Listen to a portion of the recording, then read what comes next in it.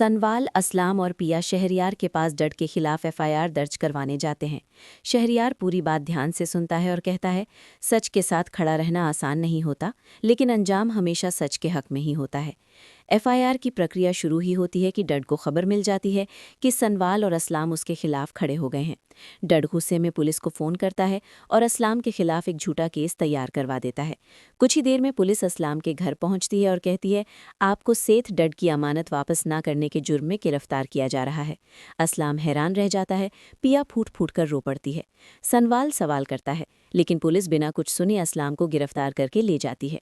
जाते जाते असलाम पिया से कहता है, हिम्मत रखना बचकानम, सच कभी हार नहीं मानता। सनवाल पिया को ढांढस बंधाता है और कहता है, मैं अपने वकील दोस्त से बात करता हूँ। अगले ही पल सनवाल अपने वकील दोस्त के चेंबर में होता है। पूरी कहानी सुनने के बाद वकील कहता है, असलाम बिल्कुल बेगुनाह है, टेंशन लेने की कोई ज़रूरत नहीं, अदालत में हम सच सामने ले आएंगे। अगली सुबह सनवाल पिया को अपनी गाड़ी में बैठाकर कोर्ट ले जाता है। कोर्ट के बाहर मीडिया का हुजूम होता है। मूसा पहले ही असलाम और पिया के खिलाफ झूठी खबरें फैला चुका होता है। मीडिया वाले तरह तरह के सवाल पूछते हैं। पिया घबरा जाती है। सनवाल का सब्र टूट जाता है और वो मीडिया को पीछे हटाकर पिया को अपने साथ अंदर ले जाता है।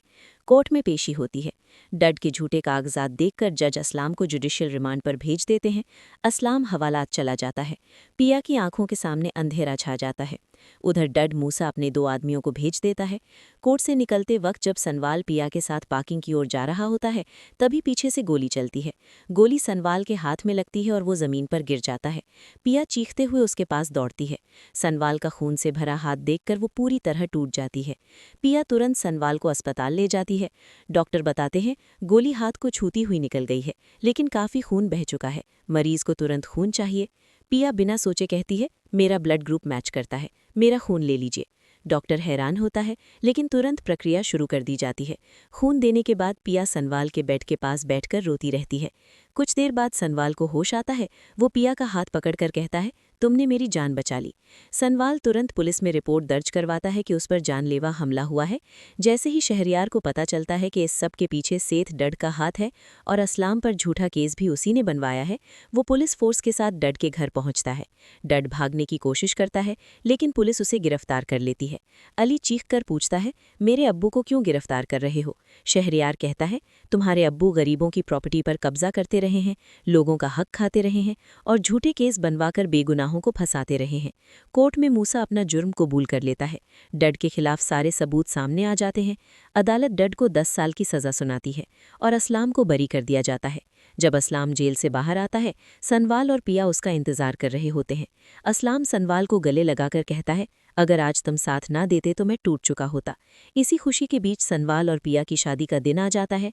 मौलवी साहब निकाह पढ़ाते हुए पिया से पूछते हैं, क्या आपको सनवाल से निकाह कबूल है? तभी अली वहां आ जाता है और कहता है, पिया, ये निकाह मत करो, मुझे माफ़ कर दो। पिया खड़ी होकर कहती है, मुझे तुमसे मोहब्बत नहीं है, मैं सनवाल से मोहब्बत करती हूँ। अगर तुम मुझसे सच्ची मोहब्बत करते हो तो यहाँ से चले जाओ। मौलवी साहब फिर से पूछते हैं, पिया? एक ही बार में कहती है, कबूल है। ये सुनते ही अली चुपचाप वहाँ से चला जाता है और बाद में अमेरिका चला जाता है।